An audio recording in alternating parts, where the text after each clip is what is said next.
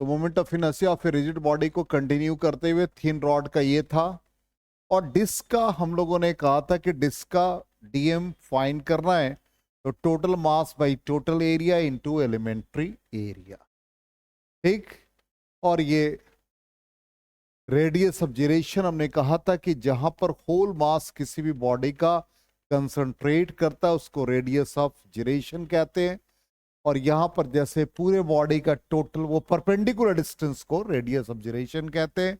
यहां पर होल मास उस बॉडी का कंसंट्रेट कर रहा है, जहां पे होल मास कंसंट्रेट करता तो एक्सिस ऑफ रोटेशन से इसका जो परपेंडिकुलर डिस्टेंस है वो रेडियस ऑफ जिरेशन यूज करते हैं के। ठीक।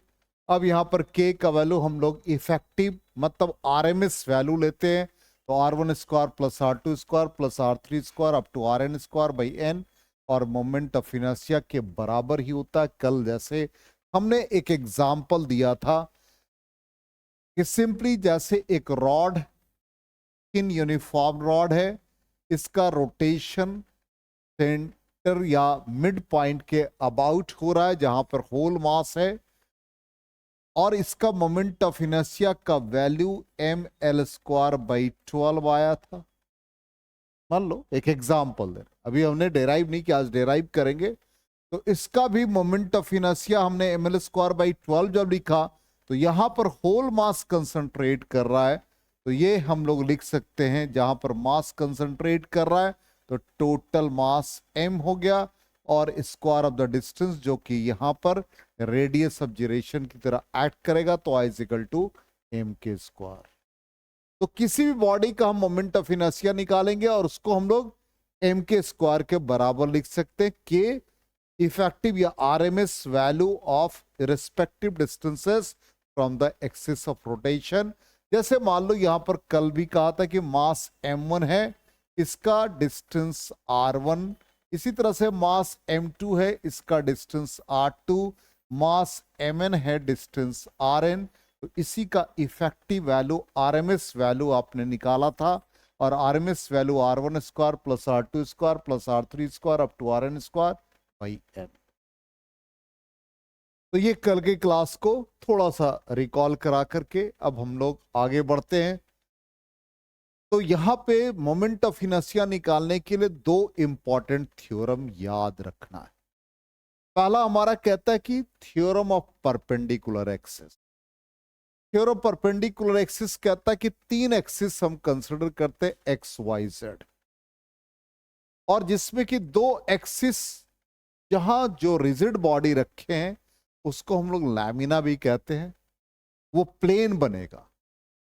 मान लो कि किसी रिजिड बॉडी को एक डिस्क को सिंपल आपने जहां पे आप पढ़ते लिखते हो वहीं टेबल पे रख दिया, वो बन गया प्लेन। तो टेबल का लेंथ और ब्रेथ बन गया प्लेन, डिस्क उस प्लेन में लाई कर रहा है।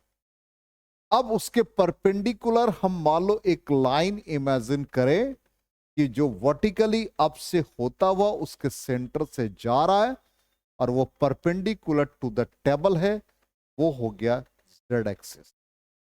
इसका मतलब वो जो एक्सिस ऑफ रोटेशन जिसके अबाउट वो रोटेट कर रहा है वो बन गया जेड, और डिस्क जो है वो एक्स वाई प्लेन में है, और उसको हम लोग कहते हैं कि disc lies in the plane X. Then moment of inertia about the axis of rotation मतलब about Z is equal to moment of inertia about X axis plus moment of inertia about Y axis. ठीक। इसको हम ऐसे फिर से एक example से समझते हैं कि मान लो कि ये हमारा टेबल ऐसे, ठीक, इसी टेबल पे आपने डिस्क को प्लेस कर दिया। अब ये टेबल के जो साइज हैं या जो भी आपने कंसिडरेशन किया वो हमारा एक्स वाई प्लेन है। इसका मतलब disc lies in x y plane. तो इसके अबाउट इससे सेंटर से जो लाइन पास कर रहा है वो ऐसे हम शो कर रहे हैं, ऐसे शो कर रहे हैं। और इसी के अबाउट हमें मोमेंट ऑफ इनर्शिया निकालना है। तो ये लाइन जेड के अलॉन्ग, इसका मतलब Z perpendicular to the plane X Y. तो स्टेटमेंट के अकॉर्डिंग कहता है कि moment of inertia about Z axis is equal to sum of the moment of inertia about X and Y axis. Statement देखो क्या कहता है कि 3 axis X Y Z which chooses such that two of them either x and y, ऐसा भी हो सकता है वाई जेड भी हो जाए, वाई जेड प्लेन में रखा हुआ डिस्क को जेड एक्स में रखा हो, तो थर्ड एक्सिस के अबाउट मोमेंट ऑफ इनर्शिया निकलेगा। तो एक्स वाई प्लेन में लाई कर रहा है तो मोमेंट ऑफ इनर्शिया किधर निकलेगा, जेड में। यदि वाई जेड प्लेन में लाई कर रहा तो मोमेंट ऑफ इनर्शिया एक्स में निकलेगा। तो स्टेटमेंट के अकॉर्डिंग यही कह दिया कि I Z is equal to I X plus I Y. Clear? 100%। अब यहां पर इसका फिगर देखिए क्या बनता है, इसका फिगर क्या कहता है। अब फिगर के अकॉर्डिंग सिंपली देख लो, एक रिजिड बॉडी, ये रिजिड बॉडी किस प्लेन में लाई कर रहा है, देखो फिगर में एक्स वाई प्लेन। तो मोमेंट ऑफ इनर्शिया किसके अबाउट निकल रहा है, जेड के अबाउट। इसका मतलब इस फिगर के अकॉर्डिंग ध्यान देना है, ये हमारा z का पोजीशन हो गया जिसको हम आर आई मान, और ये हमारा y के perpendicular x parallel to x, और ये parallel to y means y I. Then moment of inertia about z axis, formula क्या है, summation M I R I square. Summation M I, R I की जगह पर क्या लिखोगे, X I square plus Y I square लिखोगे। R square क्या हो गया, R I square is equal to X I square plus Y I square हो गया। अब इसको लिख सकते हैं summation M I x I square plus summation M I Y I square हो जाएगा। बोलो क्लियर? अब ये मोमेंट ऑफ इनर्शिया क्या कहता है, कहां से डिस्टेंस लेना है, एक्सिस ऑफ रोटेशन से। इसका मतलब ये एक्स आई डिस्टेंस क्या हो गया for axis of rotation Y axis. इसका मतलब ये मोमेंट ऑफ इनर्शिया किसके अबाउट निकलेगा, वाई के। अब ये डिस्टेंस कहां, यदि इसका एक्सिस ऑफ रोटेशन ऐसे हो रहा है तो ये डिस्टेंस यहां से क्या है, वाई आई। ये किसके लिए है, बोलो वाई आई किसके लिए बना, किसके अबाउट ये मोमेंट ऑफ इनर्शिया निकल रहा है, एक्स के अबाउट। ये बन गया आई एक्स और ये क्या बन गया, I Z. Then I Z is equal to I Y plus I x.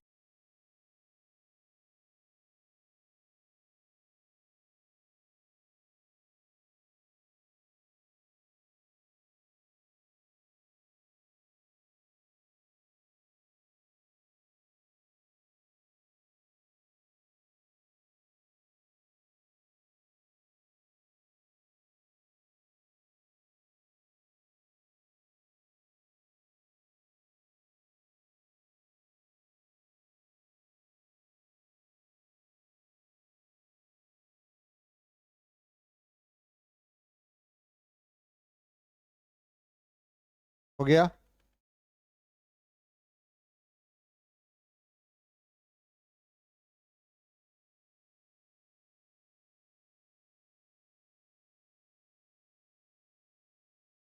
तो थ्योरम ऑफ परपेंडिकुलर एक्सिस का मैथमेटिकल एक्सप्लेनेशन हो गया। अब आ जाओ नेक्स्ट है, यही मैथमेटिकल एक्सप्लेनेशन एक बार चेक कर लो। R I square is equal to X I square plus Y I square दे रखा, लिख भी रखा हमने। तो आई जेड के अबाउट निकालेंगे तो summation M I R I square का वैल्यू डाल दिया। तो moment of inertia about Z axis sum of the moment of inertia about X and Y axis. ठीक, चलिए रौनक जी तो है नहीं क्लास में आज। तो थ्योरम ऑफ पैरेलल एक्सिस। अब पैरेलल एक्सिस क्या कहता है, कहता है कि किसी एक्सिस के अबाउट यदि मोमेंट ऑफ इनर्शिया आप निकाल रहे हैं तो सेंटर के अबाउट आपको मोमेंट ऑफ इनर्शिया पता होना चाहिए। तो कहता moment of inertia about an axis, किसी एक्सिस के about, is equal to the sum of moment of inertia about parallel axis to center of mass and the product of mass of the body and square of the distance between the two parallel axes। Meaning समझे तभी समझ में आएगा। एक rod का moment of inertia हमें centre के about पता हो, मान लो सेंटर के लिए आईसी रिप्रेजेंट कर रहा है, तो कहता है moment of inertia about an axis, suppose इसके अबाउट निकालना है, इसको हम वाई वाई डैश मान, तो अबाउट एन एक्सिस के लिए Y Y dash is equal to sum of moment of inertia about the parallel axis, means moment of inertia about Y Y dash is equal to centre उसके parallel है IC.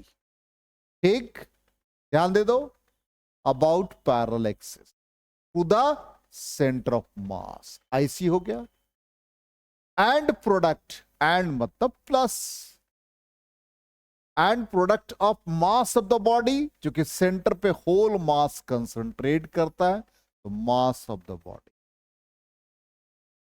And square of the distance between two parallel axis, इन दोनों के बीच का distance h हो d हो, जो आप रखना चाहें, तो मान लो h रखा या d रखा, जो भी है, तो ये फॉर्मूला बन गया। तो सेंटर का मोमेंट ऑफ इनर्शिया पता होगा तो आप अबाउट एन एक्सिस फाइंड कर सकते हो।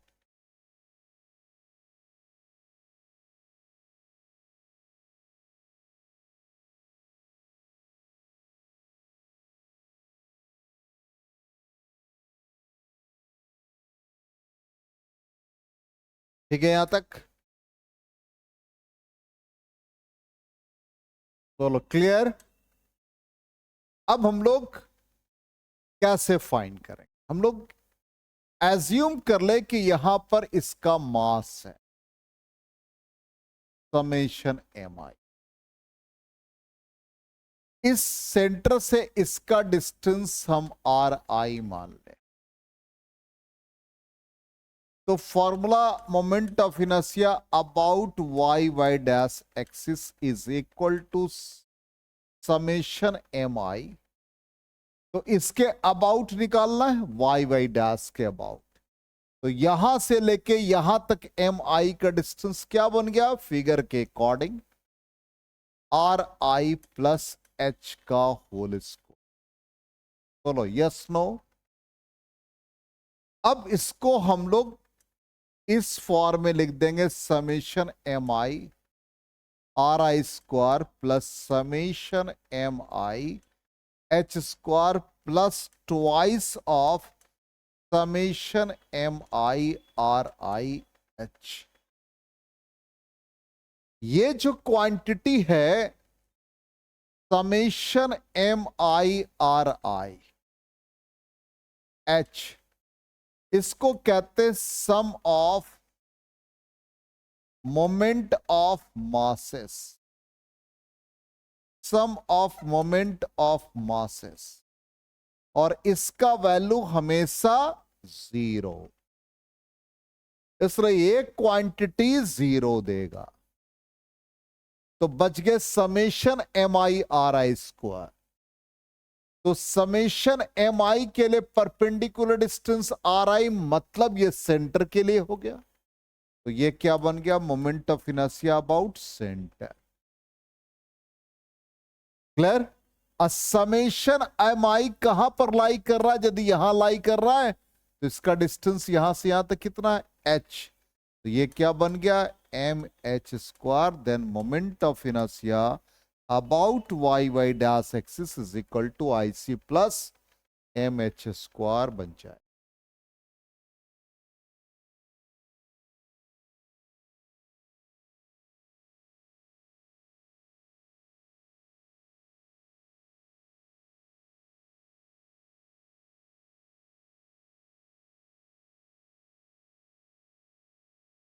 क्लियर? आ गया समझ में यहां तक? तो फॉर्मूला हम लोगों को याद रखना, एक थ्योरम ऑफ परपेंडिकुलर एक्सिस और एक थ्योरम ऑफ पैरेलल एक्सिस। तो यही देखो यहां पर हम लोग का एम आई डिस्टेंस, यहां से आर आई, ये डिस्टेंस एच। तो moment of inertia about Y axis summation M I R I plus H का होल स्क्वायर। इसको एक्सपैंड किया और ये कहा sum of moment of mass है जीरो। M I R I square कहां बना, ये सेंटर के अबाउट, और ये कहां है, सेंटर पे होल मास है, इसको capital M into H square लिखा। क्लियर? अब ये दोनों थ्योरम हम लोगों को हेल्प करेगा प्रॉब्लम सॉल्व कर। ठीक, तो अब हम लोग moment of inertia of thin uniform rod, rod का मोमेंट ऑफ इनर्शिया फाइंड करेंगे। तो एक सबसे पहला कि कहां पर हम लोग मोमेंट ऑफ इनर्शिया फाइंड कर सकते हैं, तो पहला है about its centre of mass and perpendicular to its plane. Centre of mass के अबाउट निकालना है और perpendicular to its plane, plane के परपेंडिकुलर। तो फिगर के अकॉर्डिंग हम लोगों ने, मतलब यहां पर फिगर जो ड्रॉ किया उसका पर्पस क्या है। सबसे पहला पर्पस ये कि ये जो रॉड है, थिन रॉड, सेंटर के अबाउट जब हम निकालेंगे तो सेंटर को हम लोग ओरिजिन कंसिडर कर लें, तो इधर का लेंथ नेगेटिव और इधर का लेंथ पॉजिटिव, और एक एलिमेंट्री मास यहां पर कंसिडर कर ले जिसका डिस्टेंस यहां से x। इस एलिमेंट्री मास का वैल्यू dm, जो हम लोगों ने सीख रखा total mass by total length into elementary length. तो सबसे पहले डीएम हमने लिख लिया, और using the relation I is equal to R square DM. ठीक, अब R का मतलब जहां डीएम लाई कर रहा है, तो डीएम का पोजीशन ये है, यहां से इसका डिस्टेंस हमने क्या मान रखा है, x एज्यूम कर रखा। इसका मतलब यहां पर ये रिलेशन बन गया x, और डीएम का वैल्यू डाल दो वहां से जो हमने एज्यूम, मतलब वैल्यू निकाला, m by L into D x. अब लेंथ कहां से कहां तक है रॉड, यहां से यहां तक है। इसका मतलब लोअर वैल्यू हमारा minus L by to, upper value plus L by.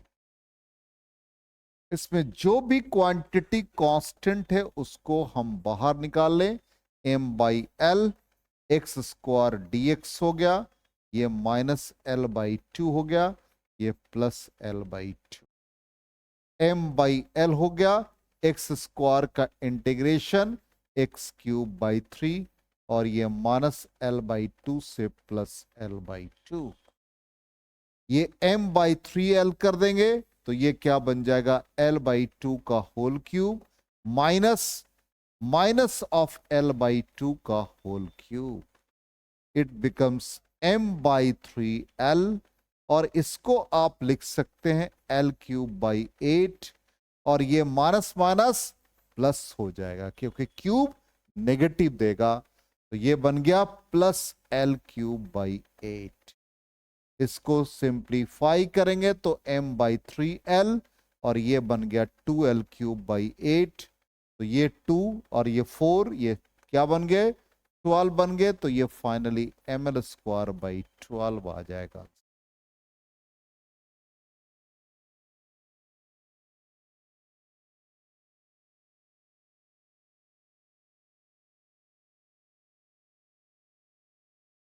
तो सेंटर के about moment of inertia M L square by 12 आ गया।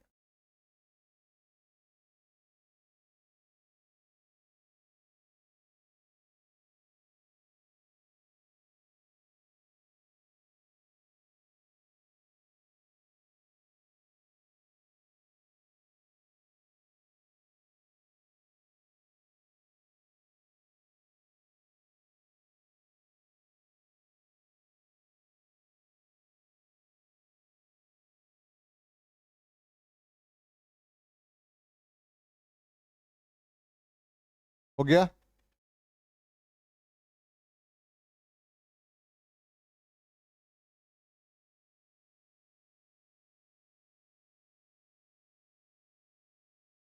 क्लियर? तो हम लोग रिजल्ट को वेरीफाई कर लें। ये डीएम था, यही रिजल्ट हम लोगों का देख लो, चेक करो, ml स्क्वायर बाई 12। तो ये बन गया जब perpendicular to its plane. Second condition कहता अबाउट इट्स वन एंड, किसी एक एंड के अबाउट, या तो ये एंड हो जाए या ये एंड हो जाए।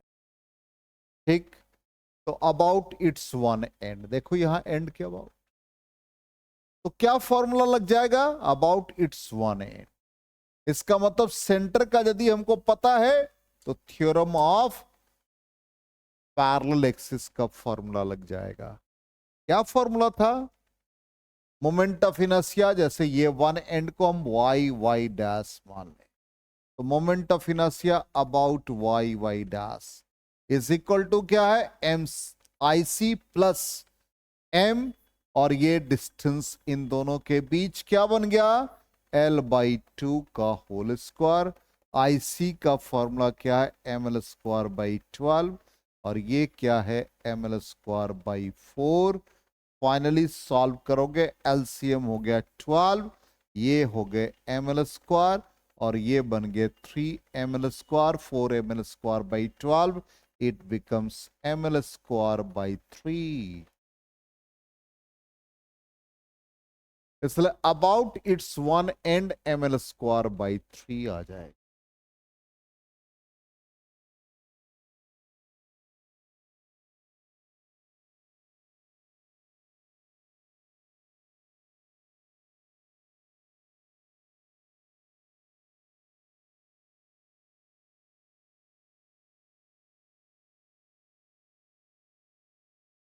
हो गया?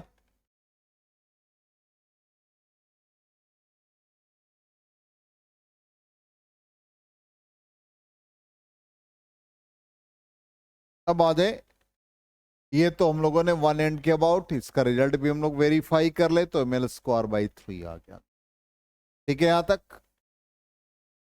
अब ये कंडीशन है कि रॉड का किसी एंगल के अबाउट, ऐसे रॉड इंक्लाइंड, तब क्या करेंगे?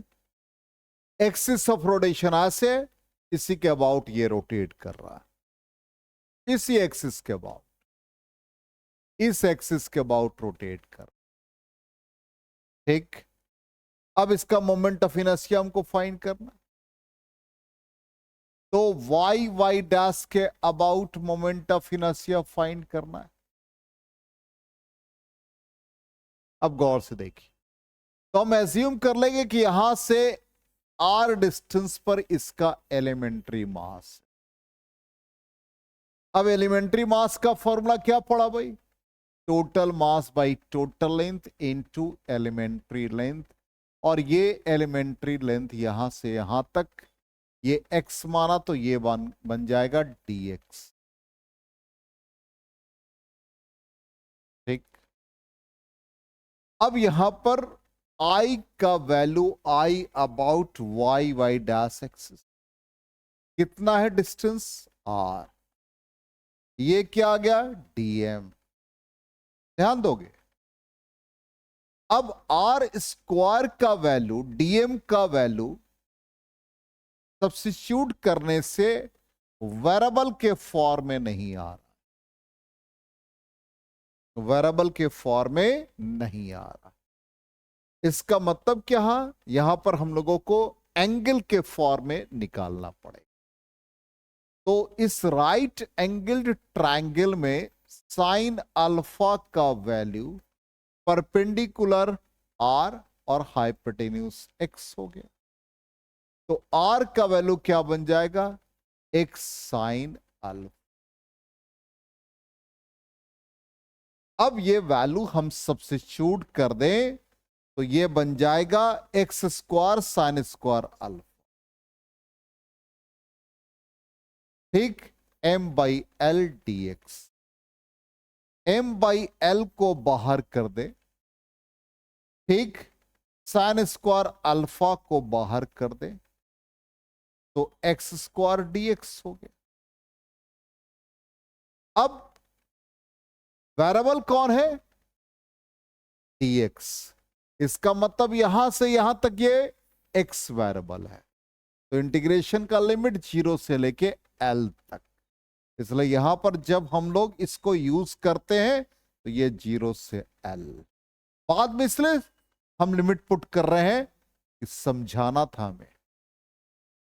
अब यहां पर m/l साइन स्क्वायर अल्फा, अब एक्स स्क्वायर डीएक्स का इंटीग्रेशन x³ हो गया, लिमिट 0 से l। अब ये देखो m/3l sign square alpha, upper limit l³ -0। क्या बन गया ये?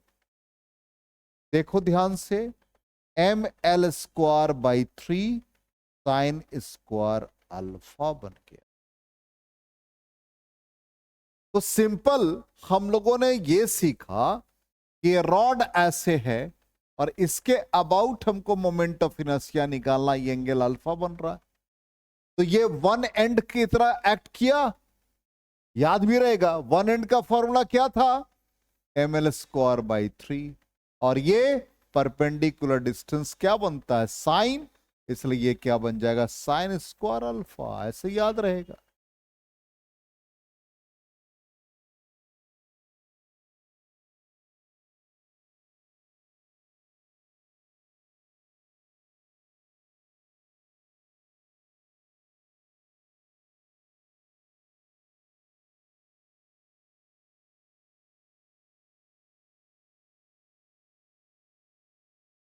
हो गया?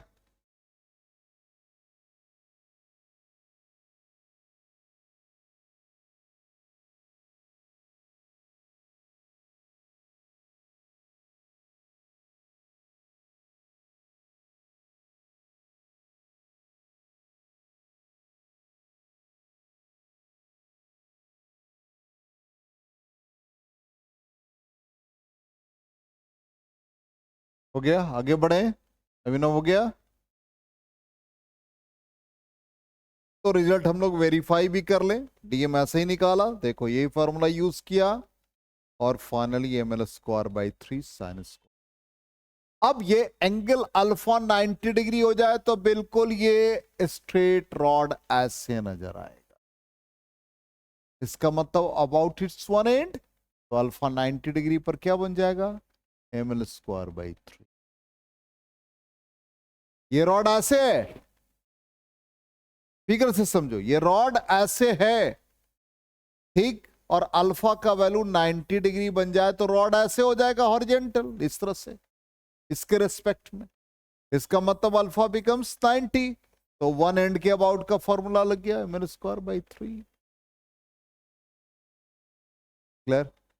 अब कह देगा कि यहां से ये सपोज क्वेश्चन में दे दे कि ये 120 डिग्री पर है, तो डायरेक्ट फॉर्मूला यूज कर लोगे, ml²/3 साइन स्क्वायर 120 डिग्री।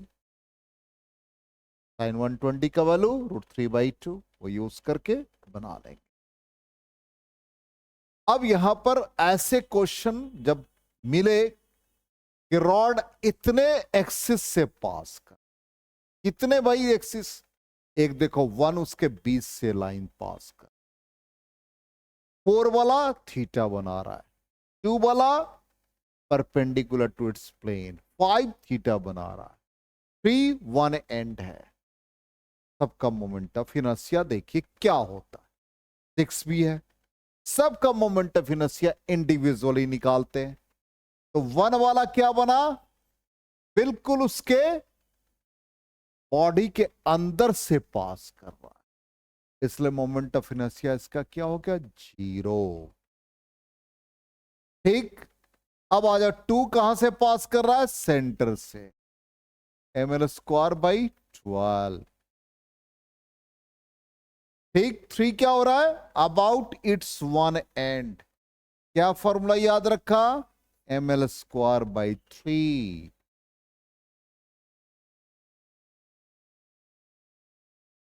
ठीक, चलो 4 कहां से पास कर रहा है, जल्दी से बताओ, सेंटर से और एंगल थीटा, तो सेंटर वाला फॉर्मूला लगा दो, और ये साइन स्क्वायर थीटा देखो कितना इजी हो गया। चलो 5 वाला बता दो, अबाउट इट्स वन एंड क्या बना, ml²/3 साइन स्क्वायर थीटा बन गया। अब 6 क्या है भाई, टोटल मास यहां से यहां तक का डिस्टेंस कितना x, तो सीधा क्या बन जाएगा, mx² होगी, सिंपल। होल मास बॉडी का ले लेंगे और उसका डिस्टेंस ले लेंगे, तो बिल्कुल रेडियस ऑफ जाइरेशन याद है, उसी के अकॉर्डिंग बन गया ये।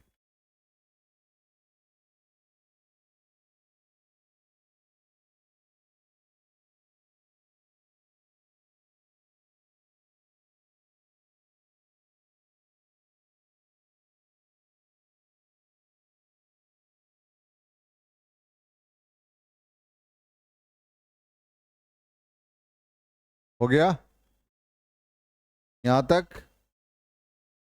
चलिए तो रॉड का सीख लिया सारे कंडीशंस। अब कैसा भी थीन यूनिफॉर्म रॉड का होगा तो आप बना लीजिएगा, तो हम लोग आंसर को वेरीफाई कर ले, देखो सारे आंसर वही है हमारे, चेक करो 1 2 3 4 5 6 सबका है सेम वैल्यू। चलिए अब आ जाए next, moment of inertia of thin circular ring.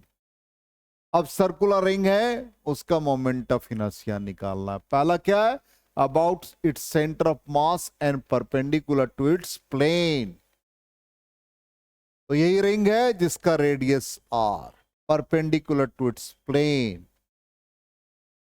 ठीक, कैसे निकालेंगे, एक एलिमेंट्री मास कंसिडर कर लेंगे, कहीं भी कंसिडर कर लो भाई एलिमेंट्री मास।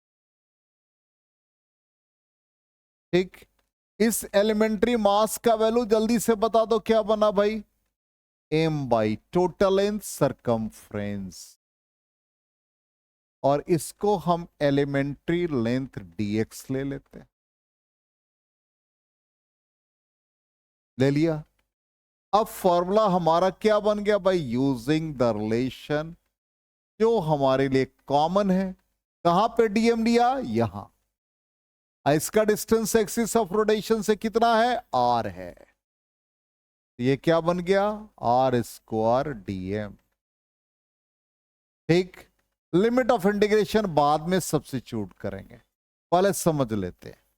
dm का वैल्यू डाल दिया 2πr dx, r एक कैंसिल हो गया, क्या बन गया ये, mr/2π, वेरिएबल वेरिएबल क्या हो गया, x वेरिएबल, मतलब dx, तो dx बढ़ता जाएगा तो कहां तक जाएगा, पूरे पेरिफेरी सरकमफ्रेंस, इसलिए इंटीग्रेशन का लिमिट 0 से circumference, 0 to 2πr, 0 to 2πr, तो ये बन गए mr/2π,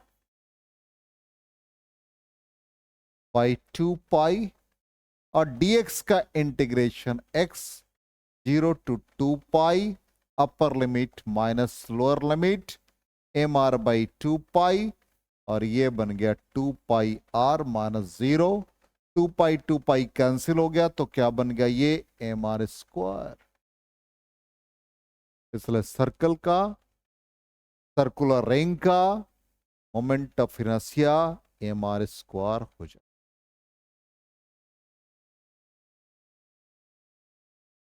About its center of mass and perpendicular to its plane.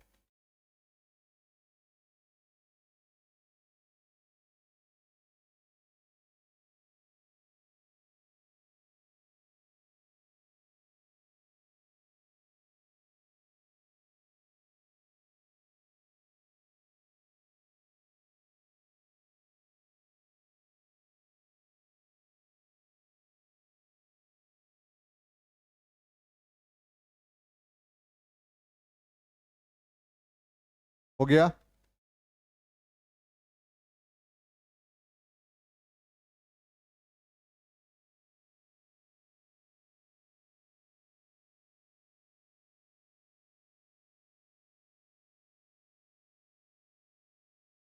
अब इसके और कंडीशंस को देखते हैं। इरेज करें तो डीएम वही आ गया, इंटीग्रेशन का लिमिट वही है, एम आर स्क्वायर आ गया। अब कंडीशन क्या कहता है, अबाउट इट्स डायमीटर, डायमीटर के अबाउट निकालना है। ठीक, तो अभी सेंटर के अबाउट पता चल गया, तो डायमीटर मान लो एक रिंग है और वो लाइन ड्रॉ कर लिया, तो ये एक्स एक्सिस, वाई एक्सिस और जेड एक्सिस की तरफ बिहेव कर रहा है। इसका मतलब क्या हुआ, ये डायमीटर यदि जेड, ये बन गया लाइन जो सेंटर के अबाउट है, इसको आईसी लिख दिया। ये डायमीटर है आईडी, ये भी डायमीटर है आईडी, तीनों म्यूचुअली परपेंडिकुलर हो गए। तो थ्योरम ऑफ परपेंडिकुलर एक्सिस, चूंकि ये एक्स वाई प्लेन में लाई कर रहा, तो ये एक्स की तरफ बिहेव कर रहा है, ये वाई, और परपेंडिकुलर लाइन जो इसके सेंटर से पास कर रहा है वो जेड। तो थ्योरम ऑफ परपेंडिकुलर एक्सिस क्या बना, I Z is equal to I X plus I Y. अब आई जेड की जगह पर क्या है, आई सी है, एक्स की जगह पर क्या है, आई डी है, वाई की जगह पर क्या है, आई डी है, ये दोनों 2ID दे दिया, और ये क्या हमारा IC, then ID is equal to क्या बन गया, IC/2, और सेंटर के अबाउट अभी जस्ट निकाला तो क्या बन गया, MR²/2।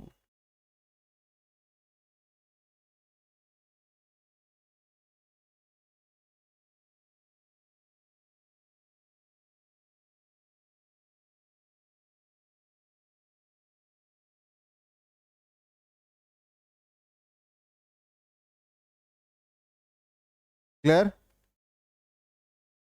तो अबाउट इट्स डायमीटर भी फाइंड कर लिया, और इसके भी सारे कंडीशंस को हम लोग देखेंगे। यहां तक हो गया,